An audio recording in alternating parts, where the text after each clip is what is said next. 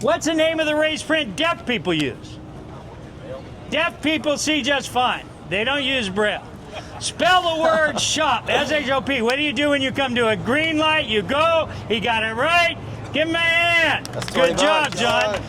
All right, John. $20 if you pass a good test. First good person question. Have you ever told a lie ever in your life? Yeah. How many lies in your whole life? I have no idea. So many? Yeah. Okay, well, that's honest. What do you call somebody who's told so many lies they don't remember? There's a name for it. What would you call me if I told lies? A liar. What does that make you? A liar. That's right. By the way, that's not a good person. And I already knew the answer. Number 2, have you ever stolen anything? Have you ever stolen an answer off a test or downloaded music off the internet? Yeah. So what do you call somebody who steals? Thief. A thief. So what does that make you? Thief. No, you're a lying thief. You already admitted to lying. Third question. You know it's wrong to commit adultery. That's when you get married, promise to be faithful, and cheat on your wife. The qualifications are much higher. He said, whoever looks with lust has already committed adultery with that person in their heart. And God sees your heart. Have you ever had a lustful thought? Yeah. Many. Especially if you're 18. So, what does that make you in the eyes of God? A lying, lustful thief. thieving, adulterer at heart. Now, you can tell that's not good in anybody's book, right? You know what I've asked you are only a few of the 10 commandments. It's God's standard. You shall not lie, steal, commit adultery. Have you ever used God's name in vain? Yeah. Yeah. So you're in big trouble, John. It's appointed for man once to die and then the judgment. You got to face God. And everybody here has to face God and answer to that standard. So if God, on the day of judgment, when God judges you according to his standard, is he going to find you guilty or innocent? Probably guilty. Not probably, absolutely. So would you go to heaven or hell seeing you're guilty? I'd go to hell. That's right. Now that should concern you. I hope it does it? It does. Yeah, it concerns me. That's how come I'm a Christian. That's why I'm standing out here. I care about my fellow man. You're one of them. And I don't want you to end up in hell, but that's certainly where you're going to end up if you continue on your way without ever turning to God, because God has offered you the solution. Do you know what God did? Yes. What did he do? Send his son down. He gave his only begotten son, Jesus Christ. Why?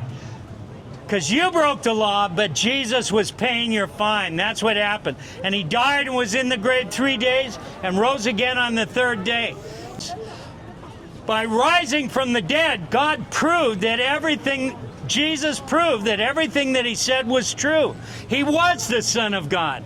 He had power over life and death, and he had authority to forgive your sin. And though you're condemned and on your way to hell for your lies and thefts and adulteries, Jesus Christ took your place and paid the fine in full.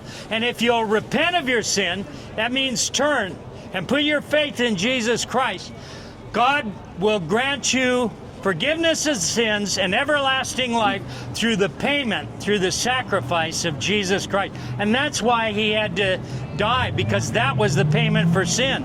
And when you put your trust in him, that's when you become a child of God. And God accepts you. He adopts you. Do you know what adoption is? Yes. Okay. God will adopt you into his family, and you'll become an heir of the God of the universe. You'll inherit all things that he has. That's a pretty big deal, don't you think? I don't know if you've ever thought about that or not. But you can't come to God because you want something. You can't come to God because you don't want to go to hell.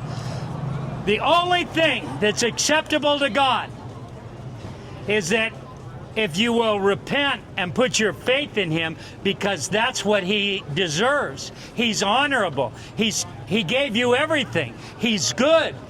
He's worthy of our praise and our adoration. And you've defied him and rebelled against him until you come clean, until you humble yourself and come to God.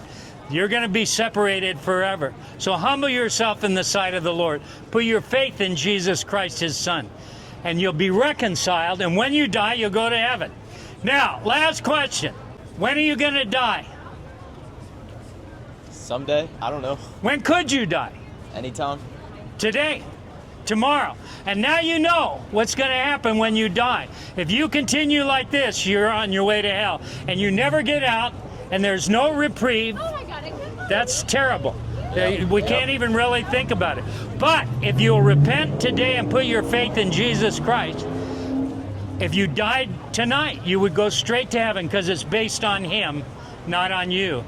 You can't earn your way. You can't do this. You can't do that. You know, so many religions have you jumping through every kind of hoop in the world, and none of those wash one sin away. The only thing that will wash your sin is the blood of Christ. Does it make sense, John? Makes sense. Okay. So, did you prove to be a good person by God's standard? Nope. So you didn't win the $20, but I promised you a consolation prize. Let me see what I got. You like In-N-Out? I love In-N-Out. That's why I got these. It's a $5 gift card to In-N-Out, and my favorite picture. Thanks for listening. And you won the pot of gold today.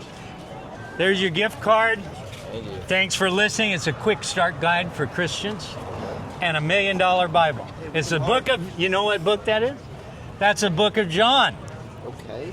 The guy, he was an eyewitness That's to me. what happened, and he wrote it down. That book is 2,000 years old. It's precious. Don't go anywhere without it. Always keep it in your pocket. That's why I give it to you. So when you're at Taco Bell or In-N-Out or whatever, it's in your pocket, not at home next to your bed. Are you with them? No. Smart man.